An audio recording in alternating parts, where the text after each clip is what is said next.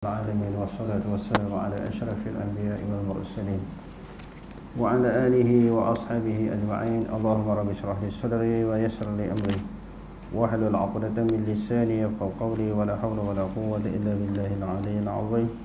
اللهم لا سهل إلا ما جعلته سهلا وأنت تجعل الحزن إن شئت سهلا.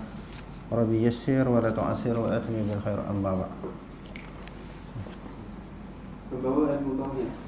Pembawa ilmu tauhid adalah para nabi dan rasul. Generasi awal umat Islam tidak berhajat kepada pengarang ilmu syarak. Mereka menerima wahyu yang disampaikan kepada mereka oleh Rasulullah SAW. Baginda SAW menjawab segala syubhat dan persoalan yang ditemukan oleh para sahabat dan juga musuh baginda. Para sahabat meriwayatkan ilmu daripada Nabi SAW dan menyampaikan kepada orang-orang yang seperti mereka. Permasalahan akidah dihafaz dalam fikiran-fikiran mereka dengan berdalilkan kitab Allah dan Rasulnya. Ketika itu tidak berlaku perbezaan pendapat dalam persoalan akidah. Bahkan mereka berkumpul di atas akidah sahih dan bersih daripada sembarang kesemaran. Mereka sentiasa diberikan taufik kepada kebenaran mengatasi orang lain kerana mereka memiliki ketajaman fikiran, kefasihan lisan, keluasan ilmu dan ketakwaan yang tinggi kepada Tuhan. Bahasa Arab merupakan bahasa percakapan seharian mereka. Makna yang benar tentang Al-Quran dan As-Sunnah tertanam pukul dalam akal fikiran dan fitrah mereka. Mereka mengetahui tentang Al-Quran dan sebab-sebab diturunkan sesuatu ayat, tafsiran dan juga adab-adabnya. Oleh kerana faktor tersebutlah mereka tidak memerlukan pengarangan atau penghasilan karya-karya dan buku-buku akidah. Okey, pembawaan ilmu tauhid. Di zaman Rasulullah, para sahabat ini ketika dia nak memahami agama Islam, sama ada ilmu-ilmu yang berkaitan dengan akidah ataupun tauhid, apatah lagi ilmu yang berkaitan dengan hukum fiqh ataupun disebut sebagai hukum syarak. Asalnya hukum syarak, hukum fiqh, tauhid, akhlak ataupun tasawuf ini tidak disebut di zaman Rasulullah dan juga para sahabat. Jadi pembahagian nama-nama ilmu ni datang yang kurun yang kemudian. Yang kedua, kerana apa mereka tidak berhajat kepada mana-mana kitab? Bukan kata kitab fiqh, kitab tafsir, kitab hadis, walaupun kitab akidah, kitab yang membahaskan tentang akidah ataupun usuluddin. Kerana mereka dengar sendiri daripada Nabi SAW bagaimana pegangan akidah berdasarkan kepada Al-Quran, kepada hadis Nabi. Rasulullah menolak syubhah-syubhah, kesamaran-kesamaran di sudut akidah. Contohnya sebagaimana ayat yang selalu kita baca bila Rasulullah SAW suruh sembah Allah Ta'ala, tinggal sembahan-sembahan berhala yang dilakukan oleh musyrikin Mekah. Lalu musyrikin Mekah tanya Rasulullah, adakah Tuhan kamu daripada emas ataupun perak? Ini satu syubhah, kesamaran, kemusykilan. Amin zahabin huwa aw min fiddatin. Adakah Tuhan kamu itu daripada emas, dibuat daripada emas ataupun perak?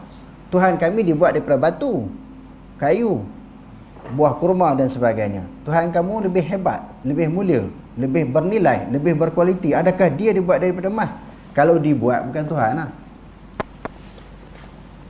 Tuhan bersifat dengan mencipta. Lalu Allah Ta'ala turunkan ayat bagi menjawab kemusykilan yang dibangkitkan oleh mereka. Qul huwallahu ahad. Katakanlah wahai Muhammad, Allah Ta'ala tu Esa. Allahus Samad. Allah tu tempat bergantung, bukan berhala, bukan tokong, bukan Tuhan-Tuhan yang lain daripada Allah. Lam yalid wa lam yulad, tidak beranak dan tidak diperanakkan. Wa lam yakul lahu kufuwan ahad, Allah Ta'ala tidak setara dengannya oleh sesuatu. Jadi apa perlu kita tauhid? Berlaku kemusykilan, Rasulullah jawab. Berlaku kemusykilan, Rasulullah jawab. Yang ketiga, kehidupan para sahabat, di samping mereka memahami kefahaman akidah yang begitu mendalam, dan kehidupan harian mereka pun memang sentiasa berakidah kepada Allah, bertauhidkan kepada Allah, mengesakan Allah. Di dalam perjalanan hidup mereka, aktiviti harian mereka, kerja buat mereka, semuanya mengagungkan Allah dalam semua situasi.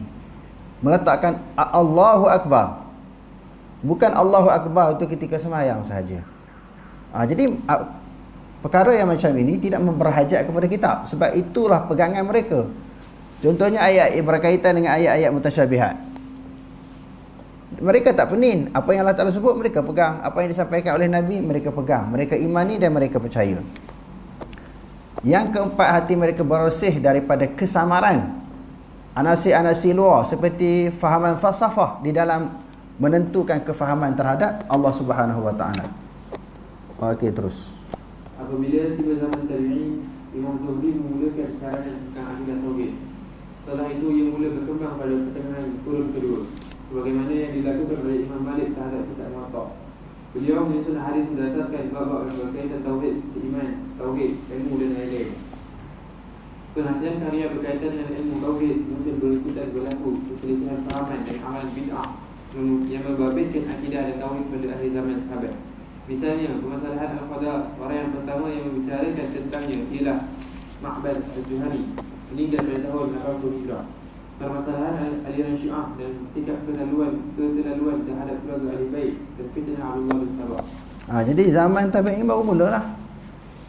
Zaman Rasulullah tak wujud syubhah-syubhah, maknanya kesamaran tentang akidah. Zaman sahabat pun tak wujud.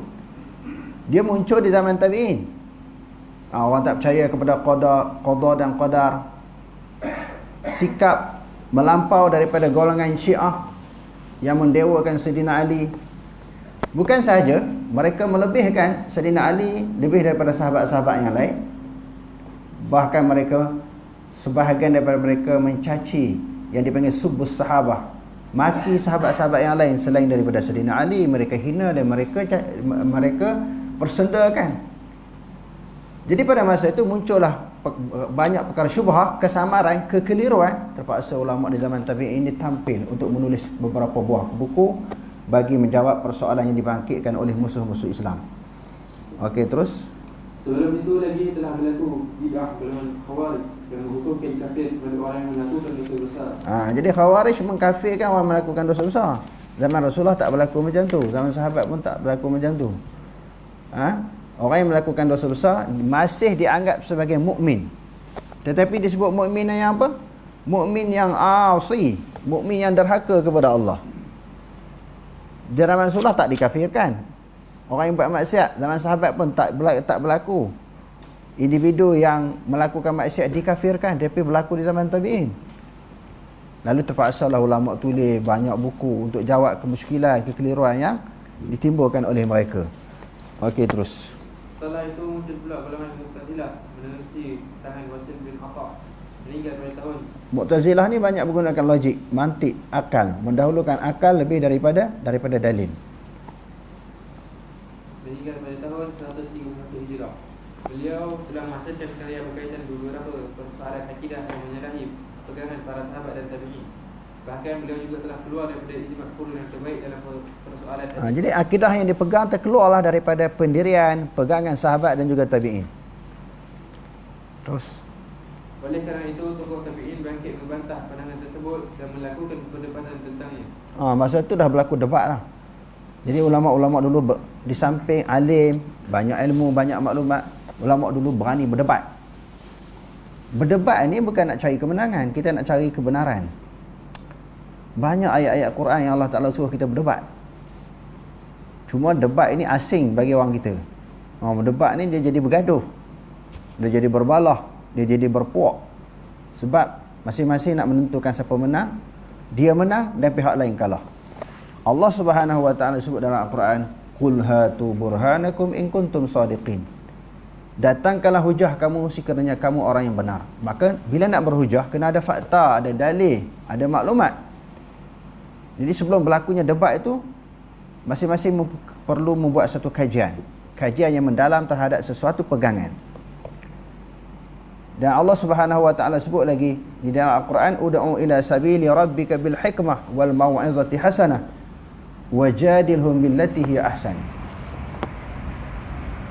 Suruhlah, ajaklah, panggillah manusia ke jalan Tuhan kamu dengan penuh kebijaksanaan.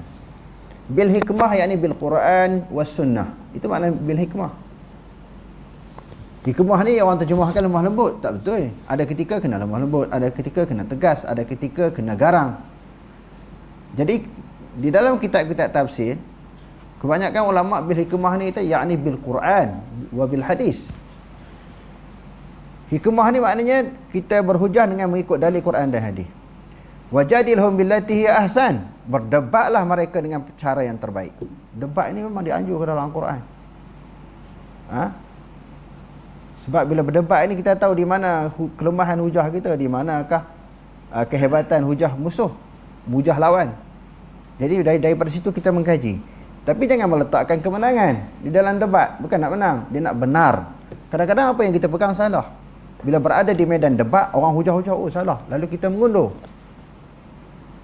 Kita tinggalkan pegangan yang salah. Kita pegang pendapat, pandangan orang yang berdebat dengan kita, orang yang berhujah dengan kita. Jadi berlaku perdebatan di zaman tabi'in untuk menolak syubhah yang dikemukakan oleh golongan Mu'tazilah. Okey, terus. Karya yang pertama. Karya yang pertama dihasilkan setakat yang diketahui oleh Fiqhul Akbar oleh Imam Abu Hanifah. Ini dalam pada tahun 120 Hijrah. Ia diriwayatkan oleh Abu Mu'ti Al-Hakam bin Abdullah Al-Balakhi. Sebagaimana diriwayatkan juga oleh Ahmad bin Abi Hanifah. Ada juga yang berpendapat ia merupakan hasil karya Abu Mu'ti Al-Balakhi. Dalam karya ini Imam Abu Hanifah menetapkan akidah sunnah secara bermanhaj. Beliau membantah pandangan golongan Mu'tazilah, Qadariyah, Jahmiyah dan juga golongan Syiah. Ia melibatkan 5 bab, iaitu pertama Al-Qadar, kedua dan ketiga tentang Al-Masyiah, keempat bantahan ke atas orang yang menghukumkan orang Islam menjadi kufur kerana melakukan dosa, dan kelima berkaitan iman. Dalam buku tersebut juga membincangkan tentang nama, sifat, fitrah, kemaksuman para nabi, kedudukan sahabat dan lain dari persoalan akidah. Okey. Kalau nak dikatakan kitab Fiqhul Akbar yang dikarang oleh Imam Abu Hanifah, kalau nak dikatakan kitab itu adalah kitab yang terawal tentang kitab akidah, maknanya boleh diterima berdasarkan kepada pengakuan ulama yang sezaman dengannya dan juga anak muridnya dan juga anak Imam Abu Hanifah sendiri mengiktiraf, mengakui bahawa kitab Fiqhul Akbar yang kita telah belajar tu, kitab ni, anak dia mengaku sendiri ini tulisan ayah dia. Di samping ulama-ulama lain lah. Jadi Fiqhul Akbar ni tidak ditolak. Inilah pendirian pegangan Abu Hanifah dan juga pegangan Ahli Sunnah wal Jamaah. Jadi pengarang buku kita ini menyebut, kalau nak dikatakan buku ini, Fiqhul Akbar ni di antara buku yang terawal sekali ditulis, membahaskan tentang akidah, menolak fahaman Mu'tazilah, Jahmiyah dan sebagainya, boleh diterima. Itu di antara setakat kajiannya, itu dikatakan di antara kitab yang terawal. Okey, terus. Jika ada orang yang mengatakan tokoh pertama yang meletakkan batu asas tauhid ialah Imam Abu Hanifah, itu adalah benar dan tidak jauh daripada sasaran. Setelah karya Imam Abu Hanifah, karya-karya tentang tauhid yang lain dihasilkan secara bertali arus dengan nama yang berbagai-bagai, seperti kitab Al-Imam oleh Abu Al-Qasim, meninggal pada tahun 224 Hijrah. Ia berterusan sehingga ke hari ini. Ia sekaligus menolak tanggapan setengah orang yang menyatakan tokoh pertama membicarakan tentang ilmu tauhid adalah Imam Abu Hasan Asy'ari, meninggal pada tahun 324 Hijrah, dan Imam Abu Mansur Al-Maturidi, meninggal pada tahun 333 Hijrah. Ada dakwaan mengatakan kitab akidah ataupun buku akidah ni, individu yang pertama yang menulis buku berkaitan dengan akidah Abu Hasan Al-Asy'ari dan juga Abu Mansur Al-Maturidi. Abu Hasan Al-Asy'ari dia bermazhab Syafi'i. Dari sudut apa dia fiqhnya, Abu Mansur Al-Maturidi dia bermazhab Hanafi. Sebenarnya bukan dua individu ni yang mula-mula tulis kitab yang berkaitan dengan akidah. Sebelum tu kita dah tadi salah sebuah daripada kitab yang ditulis tentang akidah Abu Hasan Imam Abu Hanifah di dalam kitabnya, iaitu Fiqhul Akbar. Selain daripada Imam Abu Hanifah, siapa dia lagi? Imam Malik menulis Muwatta, dan bab awal itu tentang akidah. Dia menyusun bab iman, bab akidah. Siapa lagi sebelum dua Abu Hasan Asy'ari dan Abu Mansur Al-Maturidi? Iaitu Imam Ahmad bin Hanbal, Usulus Sunnah pun kita telah belajar. Dan akidah Imam Syafi'i, hari itu nama apa, Al-Hakkari, itu yang disusun oleh Imam Hakkari. Itu akidah yang ditulis oleh Imam Abu Hashim, pendirian Imam Syafi'i sendiri. Maka sebelum wujudnya dua tokoh ini, sebelum tu dah ada. Jadi yang keduanya daripada keterangan tersebut, imam yang empat mereka bukan khalaf, mereka adalah salaf. Imam yang empat mereka berpegang dengan akidah salaf, bukan akidah khalaf. Khalaf ini muncul selepas mereka semua dah wafat. Ini berdasarkan kepada kajian-kajian. Kalau kita tengok di dalam kitab Al-Bid'ahul Munkarah yang dikarang oleh Dr. Wahbah Zuhaili, Dr. Wahbah kata demo ni semua salaf, termasuk Dr. Yusuf Qardawi, dan dalam buku kita ni pun sebut. Jadi maknanya kalau orang tak berpegang dengan akidah salaf, tidak menjadi satu akidah khalaf, tidak menjadi satu kesalahan. Orang tak belajar sifat 20 pun dia boleh kenal Allah. Cuma kita nak bagi tahu sifat 20 ataupun jalan khalaf ini salah satu daripada jalan mengenal Allah. Silakan. Tak salah. Tapi salah satu jalan. Jadi boleh juga dengan pendekatan salaf, dan itu lebih sempurna dan lebih tepat. Sekarang ni orang tak faham. Manhaj ini dia merupakan matlamat ataupun jalan. Macam contohnya kita kata akidah khalaf. Dia bukan satu matlamat, dia jalan, maknanya pendekatan. Bila kita kata nak mengenal Allah, pokoknya mengenal Allah. Bila mengenal Allah, jalan mana yang dapat mencapai? Jalan mana yang dapat kita memahami? Jalan mana yang kita dapat makrifah kepada Allah Ta'ala? Tak kira lah jalan mana. Jalan salaf, Quran hadis. Jalan khalaf ini sebahagian dia ambil daripada dalil Quran hadis, sebahagian daripada logik yang tak bercanggah dengan Quran. Boleh terima. Tetapi kalau yang logik terlalu kuat yang bercanggah, kita tak boleh terima lah. Kalau fakta tu dalil hujah tu terang jelas ni, dia pakai logik lagi, yang tu tak boleh terima. Jadi maknanya yang pentingnya adalah matlamat, iaitu mengenal Allah. Okey, terus faedah ilmu tauhid. Tauhid mempunyai banyak faedah dan kelebihan. Antaranya ialah tauhid mengundang kebaikan di dunia dan juga jadi kalau kita belajar tauhid ni dapat kebaikan dunia akhirat. Kebaikan dunia apa dia? Siapa boleh sebut kebaikan dunia? Orang yang kenal Allah, orang yang berakidah mengiktikad Allah Ta'ala Tuhan. Siapa boleh beritahu apa kelebihan di dunia? Daripada kalangan pelajar, siapa boleh bagi tahu apa kelebihan orang yang bertauhid, beriman kepada Allah? Kelebihan di dunia apa dia? Banyak, takkan satu tak boleh beritahu. Orang ni tengok orang ni, orang ni tengok orang ni. Firdaus?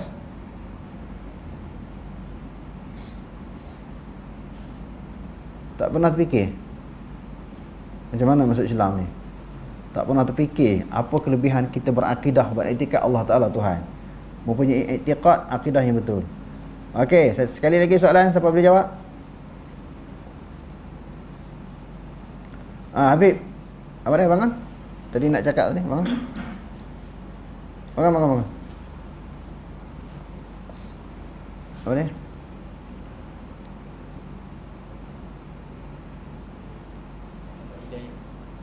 Dapat hidayah. Faris,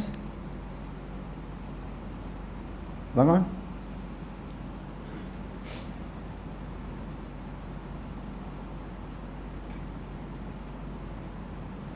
Apa kelebihan tauhid? Selain dapat hidayah, apa dia? Di antaranya dapat hidayah, ada petunjuk. Hidayah itulah yang memandu kita kepada jalan kebenaran, jauh daripada kesesatan. Jadi kalau orang tak bertauhid kepada Allah Ta'ala, atas dunia ni dia hidup tanpa keyakinan, tanpa pegangan. Akidah dia tak betul. Dia percaya nu Tuhan, ini Tuhan, nu Tuhan. Nampak sesuatu yang hebat, luar biasa, Tuhan. Duduk.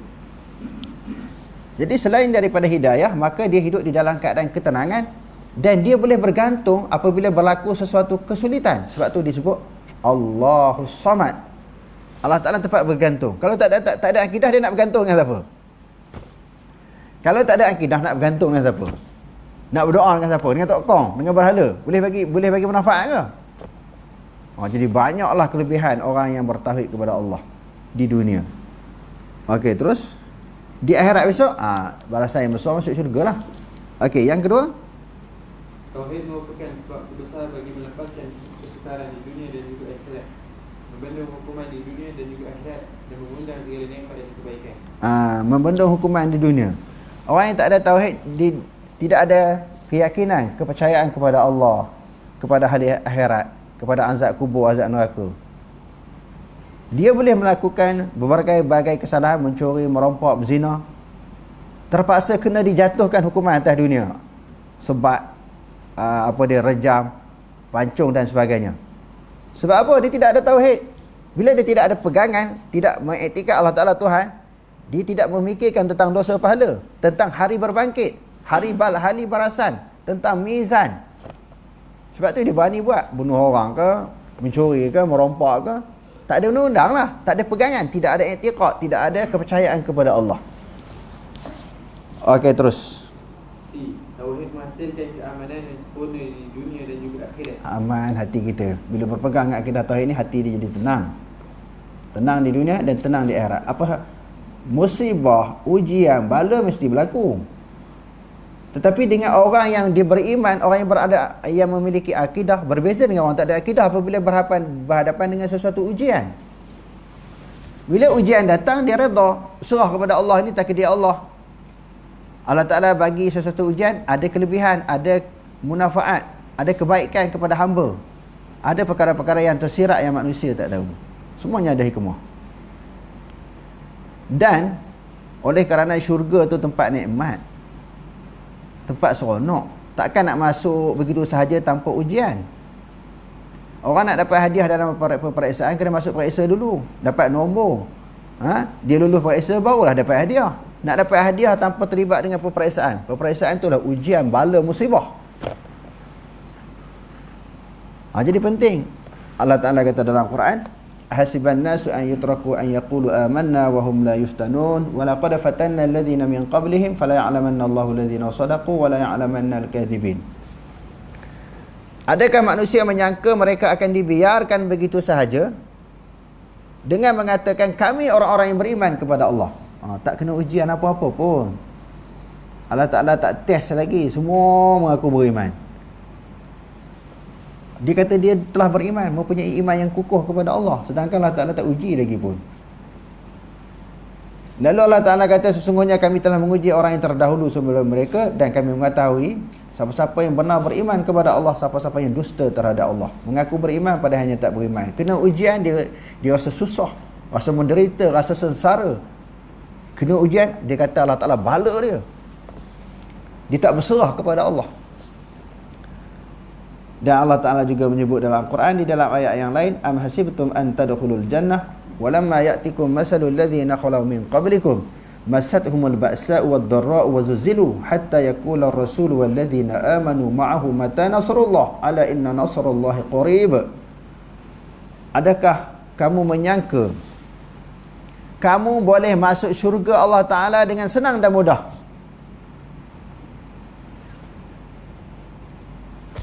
Sebelum datangnya ujian-ujian sebagaimana orang yang terdahulu, mereka digoncangkan dengan ujian yang begitu hebat, sehingga berkata rasul dan orang yang beriman bersama dengannya, mata nasrullah, bilakah lagi datangnya pertolongan Allah? Ala inna nasrallahi qarib, ketahuilah pertolongan Allah itu hampir. Allah Ta'ala kata, am hasibtum an tadkhulul jannah, adakah kamu menyangka kamu boleh masuk syurga Allah dengan senang dan mudah sebelum datangnya ujian? Jadi ujian penting. Jadi bila orang yang ada tauhid, ujian tu dia merasakan Allah Ta'ala sayang kepada dia. Tujuan Allah Ta'ala bagi ujian untuk meningkatkan iman kepada Allah, meningkatkan keyakinan kepada Allah, dan nak menambahkan kesabaran yang ada di dalam hati orang yang beriman. Jadi kalau orang tak ada akidah, macam mana? Allah Ta'ala bagi ujian, bagi sesuatu musibah, dia rasa Allah Ta'ala dera dia, Allah Ta'ala benci dia, Allah Ta'ala hukum dia di atas dunia.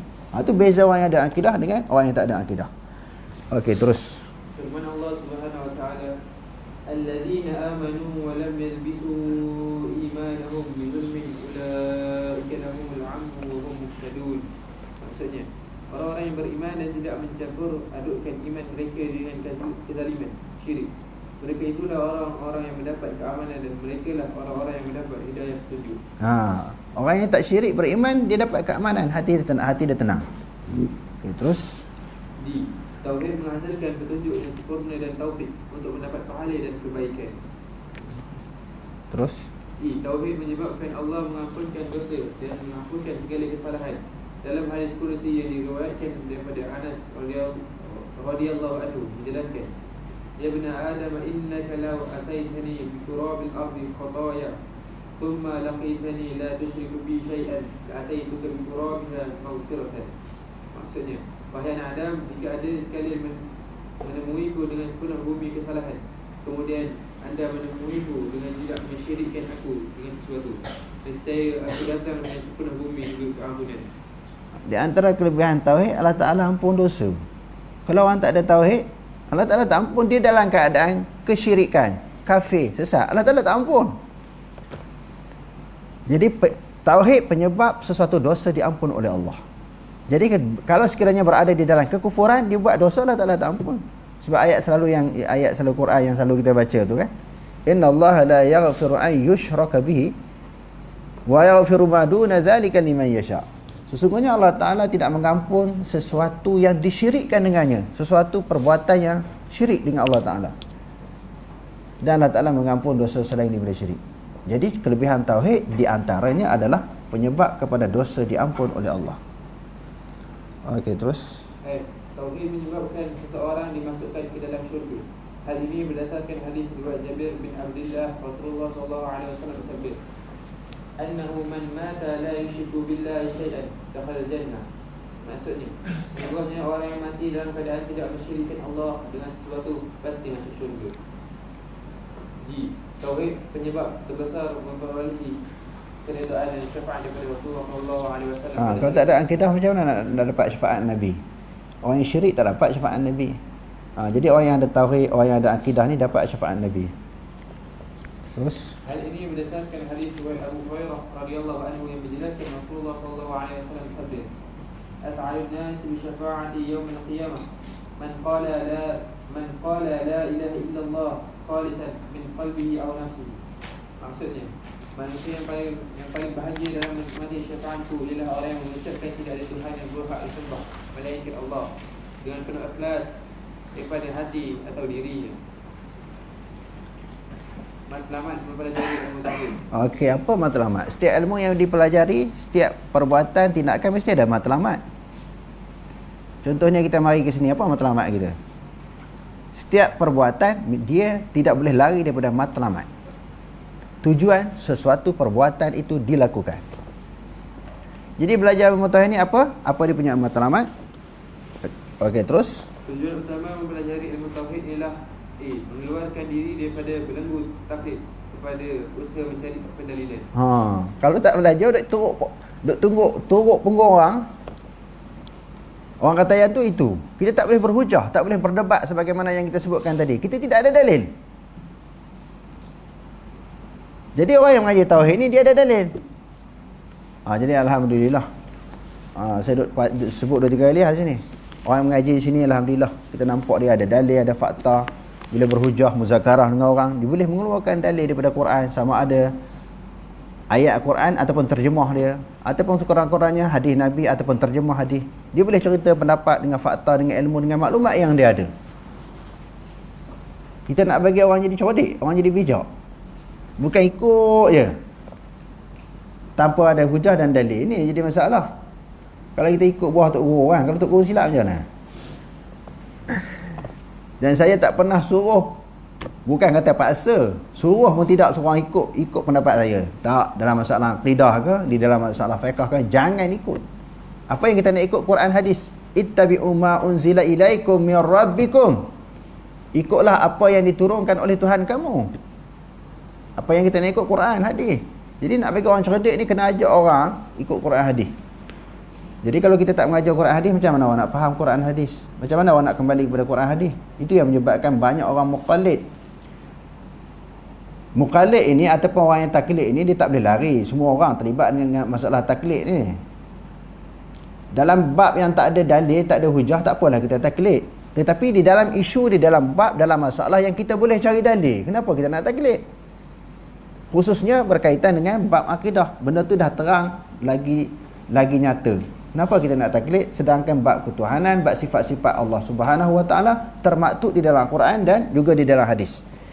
Okey, terus B. Mempertahankan Islam dan akidahnya dengan cara membantah syubhat dan menisbatkan kebenaran.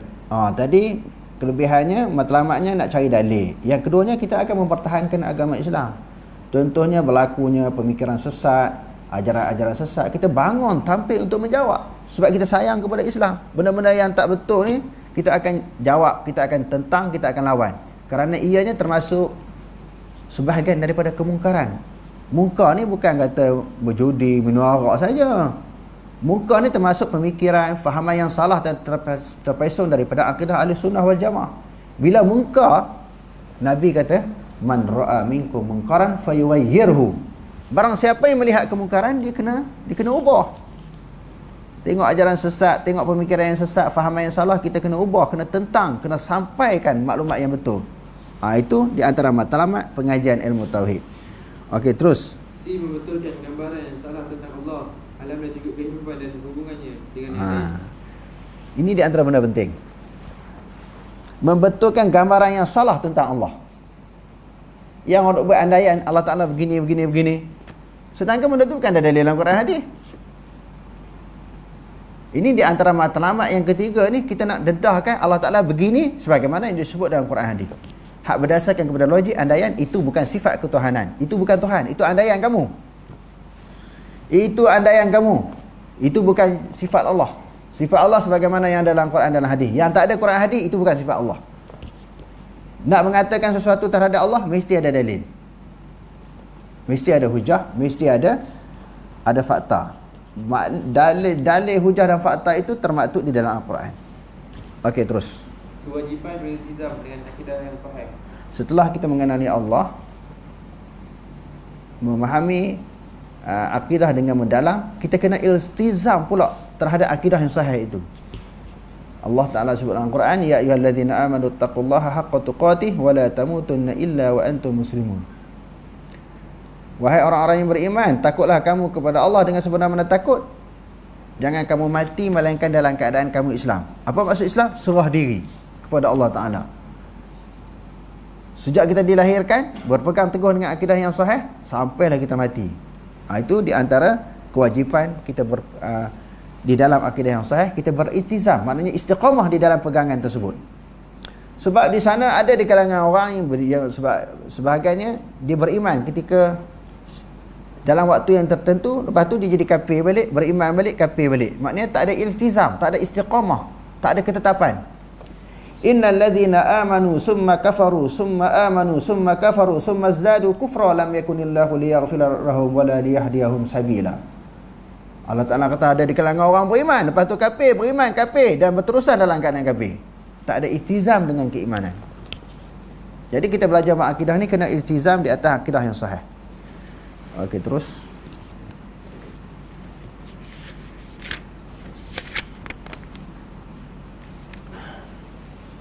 Sambung.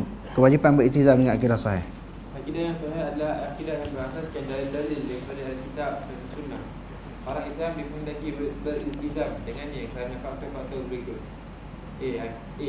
Akidah yang sahih diperintahkan Allah SWT. Firman Allah SWT, wa ma umiru illa liya'budullaha mukhlishina lahud-din hunafa'a wa yuqimus salata wa yu'tuz zakata wa dzalika dinul qayyimah. Maksudnya, padahal mereka tidak diperintahkan melainkan supaya menyembah Allah dan mengikhlaskan ibadat kepadanya, lagi tetap teguh di atas tauhid, dan supaya mereka mendirikan sembahyang seperti serta memberi zakat, dan yang demikian itulah agama yang benar. B. Akidah yang sahih dibawa oleh Rasulullah SAW. Firman Allah Subhanahu wa taala, "Wa ma ataakumur rasul faqhuduhu wa ma nahakum anhu fantahu wattaqullaha innallaha syadidul iqab." Maksudnya, dan apa juga perintah yang dibawa oleh Rasulullah SAW kepada kamu, maka terimalah serta amalkan. Dan apa juga yang dilarangnya kamu melakukannya, maka patuhilah larangannya. dan bertakwalah kamu kepada Allah. Sungguhnya Allah amatlah berat azab siksaannya bagi orang-orang yang melanggar perintahnya. C. Akidah yang sahih jika enggan diterima. Orang yang enggan menerimanya itu boleh diperangi. Firman Allah Subhanahu wa taala, "Umirtu an uqatila an-nas hatta yashhadu an la ilaha illallah." Maksudnya, aku diperintahkan memerangi manusia sehingga mereka mengucapkan tidak ada Tuhan yang berhak disembah melainkan Allah. Jadi orang yang tak berpegang dengan akidah yang sahih ni boleh diperangi. Boleh diperangi di sini kalau sekiranya berada di dalam situasi peperangan. Kita boleh perang. Waqatilul musyrikin kafatan kama yuqatilunakum kafah. Dalam situasi peperangan, bukan dalam keadaan aman. Bila berada di dalam keamanan, la ikraha fid din, qad tabayyana rusydu minal ghayy. Tidak ada paksaan kepada agama. Sesungguhnya telah nyatalah kebenaran dan kesesatan. Terang. Contohnya kita berada di dalam situasi aman di Malaysia ni, dalam sebuah masyarakat yang majmuk. Orang tak mengucap dua kalimah syahadah, orang yang bukan Islam kan. Tak boleh kita perangi. Kita hanya kena menyampaikan dakwah. Sebagaimana ayat yang kita bacakan tadi, ud'u ila sabili rabbika bil hikmah. Suruhlah, ajaklah manusia ke jalan Tuhan kamu dengan penuh kebijaksanaan. Sebab lakun dinukum waliyadin. Bagi kamu agama kamu, bagi aku agama aku. Kita kena menyampaikan dakwah. Bukan kita memaksa mereka supaya masuk Islam. Kerana bila Islam di atas dasar paksaan, di depan kita dia masuk Islam, belakang kita dia dah tak takut kat kita. Dia tak bertemu dengan kita. Kita nak bunuh dia, nak tembak dia, nak pancung dia. Okey. Dia masuk Islam, ucap dua kalimah syahadah. Di belakang kita dia jadi kafir balik. Jadi tak ada nilai, tak ada makna beriman kerana takut, bukan beriman kerana kesedaran. Kesedaran dan kefahaman bahawa Allah Tuhan dia. Dia mengaku Allah Tuhan dia kerana takut, bukan daripada kerelaan hati. Jadi ayat ini nak menceritakan boleh diperangi di dalam situasi peperangan. Perang ni kalau kita tengok dalam Quran, kebanyakan peperangan ni semua, dan dalam Quran dalam hadis, semua dimulakan oleh orang kafir dulu. Hak orang Islam mula dulu sikit sangat, itu pun balas serangan mereka. Ayat yang pertama tentang peperangan ini Allah Ta'ala tak turunkan di Mekah Al-Mukarramah. Sebahagian ulama kata turun di Madinah, dan ada pendapat yang kedua kata dalam perjalanan pergi ke Madinah. Apa dia? Ayat yang berada di dalam suratul Hajj. Uzina lil ladzina yuqataluna bi annahum zulimu wa innallaha ala nasrihim laqadir. Diberi keizinan orang yang diperangi. Uzina lil ladzina yuqataluna bi annahum zulimu, diberi keizinan orang yang diperangi kerana mereka dizalimi. Rasulullah dizalimi, para sahabat dizalimi. Orang kafirlah yang mencetuskan peperangan dengan orang Islam. Dalam keadaan mereka menyampaikan dakwah dengan hikmah, mereka ditekan, dikepung, diusir dan nak dibunuh. Jadi Allah Ta'ala bagi keizinan kepada Nabi untuk berperang. Sebelum berperang ni banyaklah marhalah-marhalah sebelum sampai kepada tahap peperangan. Cerita Allah Ta'ala turunkan ayat-ayat yang berkaitan dengan akidah dulu di Mekah 13 tahun. Buat kuat dulu iman pun boleh perang. Kalau iman pun duk goyang nak perang apa? Dengar peluru, sembang boleh tuan-tuan. Sembang memang boleh. Perang, jihad, syahid. Hari pertama kita pergi medan perang, dengar peluru terkencing. Dengar peluru je. Bukan jumpa musuh lagi. Dengar peluru senapang tu, bom meriam tu dah terkencing lah. Ini pengalaman, nak cerita pengalaman. Ada yang nak balik menangis dalam medan perang. Sebelum pergi berkobar-kobar. Nak perang, nak syahid, nak dapat ganjaran pahala yang besar di sisi Allah. Bila sampai medan perang, ada yang menangis, ada yang balik pun banyak.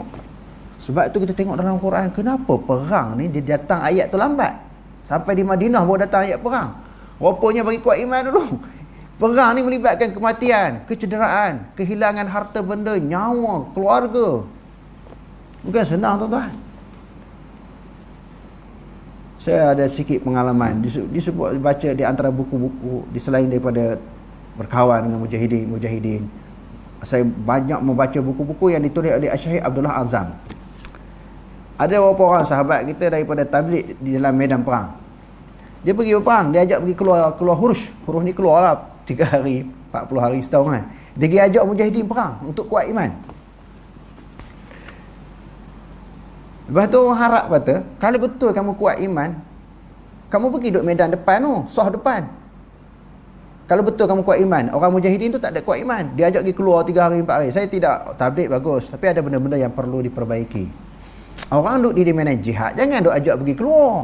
Ajaklah orang pergi perang. Itu suasana perang, bukan suasana dakwah. Dia kata nak kuat iman, jom kita keluar 3 hari, 40 hari. Hak duduk di medan jihad, itu tak kuat iman ke? Mereka berada di medan jihad kerana iman, kerana takut kepada Allah, kerana cintakan kepada syahid. Dia duduk dakwah ajak, bukan sesuai. Dia dakwah macam kita dalam keadaan aman macam ni, tak apalah ajak pergi dakwah keluar 4 hari kan, 10 hari kita pulang lah kan. Orang duk perang lah tu menunjukkan orang memang kuat iman. Tidak, mereka tak sanggup gadai nyawa mereka. Semalam saya cerita sikit masa sembang santai minum-minum tu. Ramai ada yang saya tengok putus kaki, tangan, telinga hilang, kena bom, kena aram, oyok api. Mereka selagi tak mati, sembuh daripada sakit, dalam keadaan kudung, perang lagi sampai mati. Saya tengok jurulatih saya, nama Abu Nur Al-Jazairi. Dia ni orang Jazair, Algeria. Dia kena tembak dengan pihak musuh, kena tembak mata, buta. Pergi buat rawatan di Peshawar, buta sebelah. Tak berhenti, pergi lagi lepas semua, perang lagi. Lepas tu akhirnya kena tembak tengkuk, mati. Tu nak kata tak kuat iman tu. Patutnya kita cedera parah ni, tak pergilah, taubatlah orang nak pergi. Kena luka tangan sikit pun, sakit, ringat bertahun-tahun. Ini kena tembak mata ni, buta mata. Pergi lagi selagi tak mati. Orang macam ni orang tak kuat iman je. Jadi nak ceritanya, bahawa sesuatu peperangan sahaja boleh kita perang orang kafir ni. Dalam keadaan aman, diperintahkan supaya menyampaikan dakwah. Di Mekah ni Rasulullah dan para sahabat kena teruk. Hijrah ni yang terakhir baru pergi ke Madinah Munawwarah. Sebelumnya Habsyah 2 kali. Lepas tu ke Taif. Last kali baru pergi ke Madinah. Semasa berada di Mekah tu macam-macam tekanan yang diterima oleh Rasulullah dan para sahabat. Allah Ta'ala tak bagi kamu perang. Tak ada ayat peperangan. Ayat jihad tak ada. Allah Ta'ala tak turunkan lagi. Sebab apa? Kalau turun ayat jihad suruh perang masa tu tak pergi, tak mampu, tak sanggup nak buat. Sebab tu Allah Ta'ala sebut banyak dalam ayat Quran kan, infiru khifafan wa thiqalan wajahidu bi amwalikum wa anfusikum fi sabilillah dzalikum khairul lakum in kuntum ta'lamun. Berjihadlah kamu pada jalan Allah Subhanahu wa taala, sama ada ketika ringan ataupun berat, dengan harta benda dan jiwa raga kamu pada jalan Allah Ta'ala. Itu lebih baik bagi kamu sekiranya kamu mengetahui. Jadi Allah Ta'ala ni disebut sebelum peperangan, sebelum jihad, Allah Ta'ala suruh korbankan harta dulu. Bi amwalikum wa anfusikum. Bau nyawa. Kalau harta pun kita kedekut, kita nak gadai nyawa. Gadai harta pun tak sanggup. Macam mana kita nak gadai nyawa? Nyawa ni sangat bernilai. Sebab tu ada di dalam hadis, ada di kalangan sahabat yang meninggal dunia, mata dia terbuka. Sahabat-sahabat yang lain kata mungkinlah ada sesuatu benda yang dia tak sampai hajat, dia mati dalam keadaan tak menyempurnakan hajat. Lalu dia duk tengok, duk perasan lah, kita dipanggil apa? Kumpulan. Kumpulan. Nak dapat sesuatu tak dapat. Sebab tu mata terbuka. Rasulullah kata bukan. Inna ruha idza qubida ittaba'ahu basaru. Bukan begitu. Roh apabila dia dicabut, mata akan ikut. Sebab apa kita ikut tengok roh kita? Sebab dia dah telah berpisah dengan jasad. Antara anggota badan dengan roh, orang sayang roh lagi.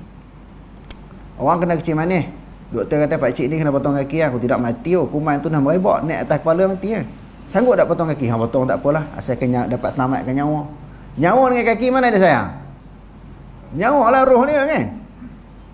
Berjihad ni buang nyawa, hilang roh. Sebab tu ganjaran terlalu besar orang berjihad pada jalan Allah Ta'ala. Janganlah kita duk hina, duk kutuk orang berperang, teroris lah, orang kata irhabi lah. Jangan. Tapi suasana dia lah, bukan suasana dalam negara kita. Suasana peperangan itu satu kemuliaan. Tak ada, jarang orang berani buat macam tu. Sanggup tinggal dunia kerana Allah. Sebab tu kita tengok ayat-ayat di Madinah, di Mekah Mukawaramah ni, ayat-ayat yang berkaitan dengan akidah ya. Mengikut akidah dulu. Tak wajib berperang.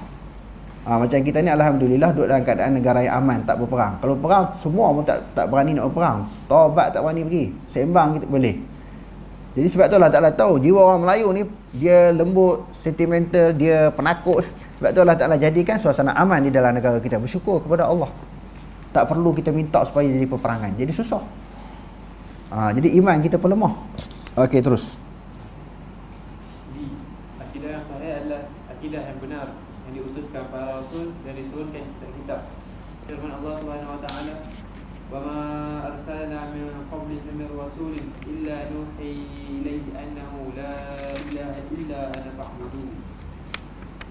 Maksudnya, dan kami tidak mengutuskan sebelummu wahai Muhammad seorang rasul pun melainkan kami mewahyukan kepadanya bahawa sesungguhnya tiada Tuhan yang berhak disembah melainkan aku.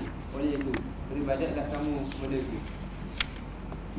Akidah yang sahih merupakan punca diciptakan jin dan manusia. Firman Allah Subhanahu wa taala, "Wa ma khalaqtul jinna wal insa illa liya'budun."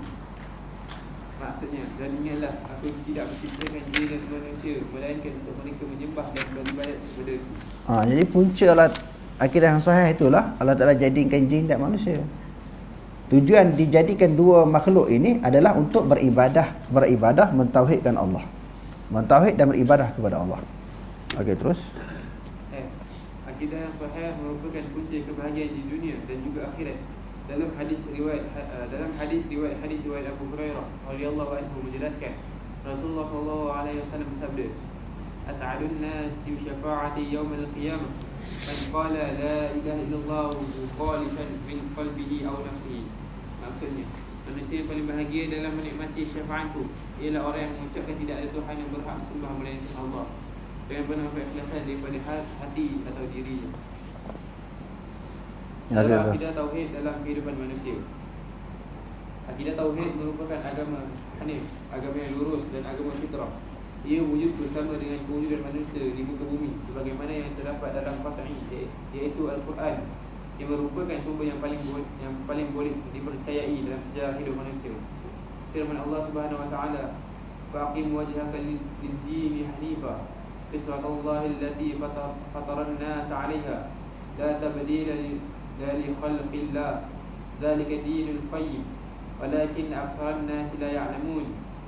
Maksudnya, setelah jelas kesesatan syirik itu, maka hadapkanlah dirimu, engkau dan pengikut-pengikutmu wahai Muhammad, ke arah agama yang jauh dari kesesatan. Agama yang jauh daripada kesesatan disebut sebagai hanif. Sebab tu dalam Quran Allah Taala kata, "Wattabi'u millata Ibrahim hanifa wa ma kana minal musyrikin." Ikutlah kamu millah, agama Ibrahim itu, dan adalah agama yang lurus, jauh daripada kesesatan. Dan Nabi Ibrahim itu bukanlah orang-orang musyrik, orang-orang yang menyekutukan Allah. Okey, terus. Turutlah terus agama Allah, iaitu agama yang Allah menciptakan manusia dengan keadaan bersedia dari semula jadinya untuk menerimanya. Tidaklah patut ada sebarang perubahan pada sifat Allah itu. Itulah agama yang betul lurus, tetapi kebanyakan manusia tidak mengetahuinya. Allah Subhanahu wa taala menciptakan Nabi Adam alaihissalam di atas akidah yang benar lagi sahih. Allah Subhanahu wa taala juga mengajarkannya urusan agama yang tidak diketahuinya. Beliau mentauhidkan Allah Subhanahu wa taala dengan tauhid yang murni, lagi ikhlas dengan mengiktirafkan Allah Subhanahu wa taala wajib diagungkan, ditaati, ditaruh harapan dan ditunjukkan rasa takut yang tidak berbelah bagi. Allah Subhanahu wa taala telah memilihnya dalam kalangan hamba-hambanya yang ikhlas. Firman Allah Subhanahu wa taala. Jadi nabi-nabi ini adalah pilihan Allah. Lantikan Allah, bukan pilihan manusia, dan juga lantikan manusia. Sudah tentu pilihan Allah Taala itu tepatlah. Siapa daripada kalangan Allah Ta'ala yang baik itu diambil yang terbaik untuk menjadi pesuruhnya. Okey, terus. Firman Allah Subhanahu wa taala, "Wa idh qulna lil malaikati isjudu li Adama fasajadu illa iblis aba wastakbara wa kana minal kafirin." Maksudnya, dan ingatlah ketika kami berfirman kepada malaikat, tunduklah beri hormat kepada Nabi Adam, lalu mereka sekalian tunduk memberi hormat melainkan iblis. ia enggan dan takabur, dan menjadilah ia dari golongan yang kafir. Allah Subhanahu Wa Taala telah melakukan perjanjian dengan anak cucu Nabi Adam alaihissalam, yang dia adalah Tuhan mereka dan mempersaksikan perkara tersebut ke atas mereka semasa mereka masih berada dalam sulbi. Masuk dalam sulbi lagi ketika benih kita tu. Dan sebelum tu lagi di alam roh, manusia telah mengiktiraf Allah sebagai Tuhan. Firman Allah Subhanahu Wa Taala, wa id akhadha rabbuka min bani adama min zuhurihim dhurriyyatahum wa ashhadahum ala anfusihim alastu bi rabbikum qalu bala shahidna an taqulu yawm al-qiyamati inna kunna an hadha ghafilin aw taqulu innama ashraka abauna min qablu wa kunna dhurriyyatan min ba'dihim afatuhlikuna bima fa'ala al-mubtilun. Maksudnya, dan ingatlah wahai Muhammad ketika Tuhanmu mengeluarkan zuriat anak-anak Adam turun-temurun dari tulang belakang mereka, dan ia menjadikan mereka saksi terhadap diri mereka sendiri, sambil dia bertanya dengan firman-Nya, bukankah aku Tuhan kamu? Mereka semua menjawab, benar, engkaulah Tuhan kami. Kami menjadi saksi. Yang demikian supaya kamu tidak berkata pada hari kiamat kelak, sesungguhnya kami adalah lalai, tidak diberi peringatan tentang hakikat tauhid ini. Atau supaya kamu tidak mengatakan sesungguhnya ibu bapa kami lah yang melakukan syirik dahulu, sedang kami ialah keturunan mereka yang datang kemudian daripada mereka. Oleh itu patutlah engkau wahai Tuhan kami hendak membinasakan kami disebabkan perbuatan orang-orang yang sesat itu. Kesemua manusia dilahirkan dalam keadaan fitrah dan membesar di atas fitrah tersebut, selagi mana mereka tidak diselewengkan oleh anasir-anasir kejahatan dan kesesatan seperti pendidikan berasaskan kekufuran dan kesesatan, tarikan nafsu dan waswas syaitan, syubhat, golongan batil dan syahwat-syahwat duniawi. Dalam sebuah hadis kursi riwayat Iyad bin Himar al-Majushi'i radhiyallahu anhu menjelaskan, wa inni khalaqtu ibadi hunafa kullahum wa innahum atatuhum syayatinu fajtalathum an dinihim muharramat alaihim ma ahlaltu lahum wa amarhum an yushriku bi ma lam unzil bihi sultana. Maksudnya, sesungguhnya aku menciptakan hamba-Ku dalam keadaan suci ke semua mereka. Mereka didatangi oleh syaitan lalu menjauhkan mereka daripada agama mereka dan mengharamkan ke atas mereka apa yang telah aku halalkan kepada mereka, dan memerintahkan mereka supaya mensyirikkan aku dengan sesuatu yang tidak diturunkan sebarang kekuasaan ke atasnya. Rasulullah SAW bersabda dalam hadis riwayat Abu Hurairah radhiyallahu anhu, kullu mauludin yuladu 'ala al-fitrati fa abawahu yuhawwidanihi aw yunassiranihi aw yumajjisanihi. Maksudnya, tidak ada seseorang bayi yang dilahirkan melainkan dilahirkan dalam keadaan fitrah. Kedua ibu bapanya lah yang menyahudikannya atau menasranikannya atau memajusikannya. Hadis di atas menjelaskan setiap manusia dilahirkan dalam keadaan fitrah tauhid.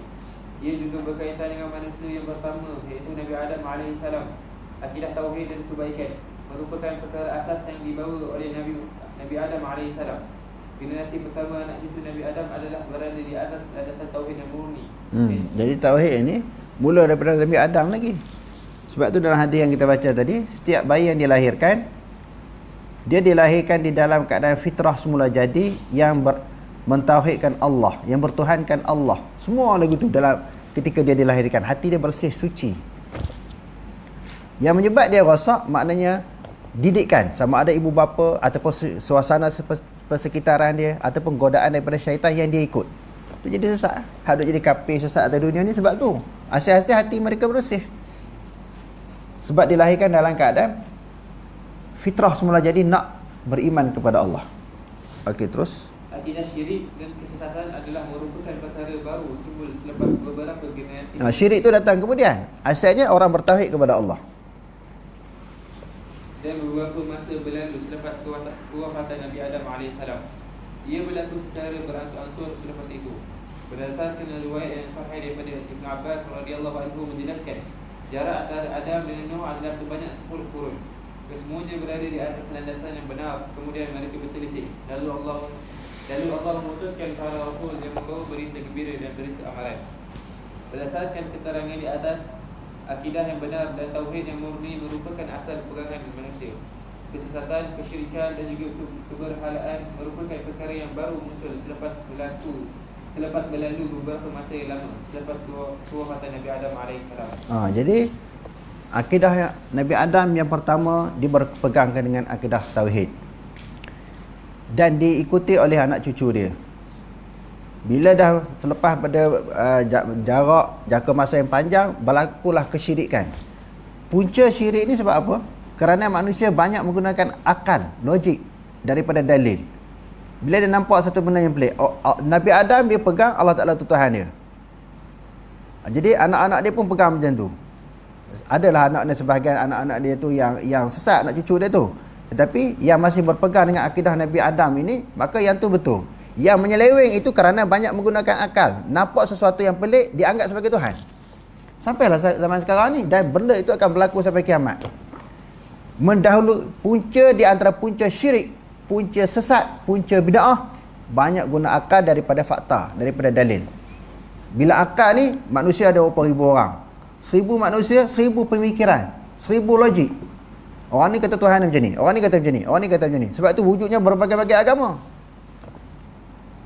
Asalnya memanglah semua nak pergi, nak cari kebenaran, tapi tak jumpa kerana banyak menggunakan akal daripada dalil. Wallahu a'lam. Aqulu qawli hadza wastaghfirullahal azim wa lakum. Assalamualaikum warahmatullahi taala wabarakatuh.